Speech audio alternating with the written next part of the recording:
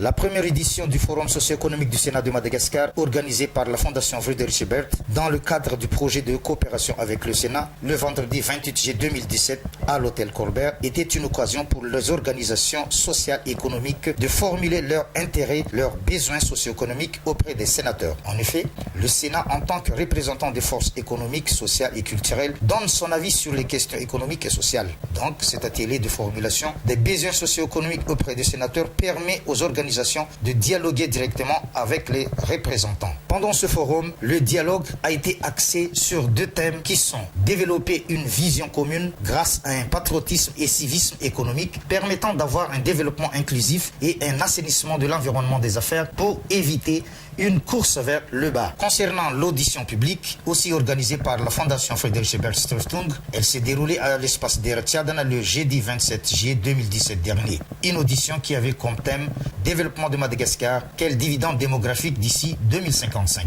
était une occasion pour les organisations intervenant dans la planification familiale de discuter librement le cas de Madagascar, d'avancer des études comparatives des autres pays et de débattre sur les actions à entreprendre dans le futur. Le Sénat représente les organisations économiques et sociales de la nation et peut donner son avis au gouvernement sur des questions concernant ces domaines. Pendant cette audition, le débat s'est incliné sur trois sous-thèmes: la maîtrise de la planification familiale permettant de sortir de la pauvreté, le taux de croissance démographique de la population malgache qui atteindra environ de 55 293 557 habitants d'ici 2050 et enfin le renversement de la tendance.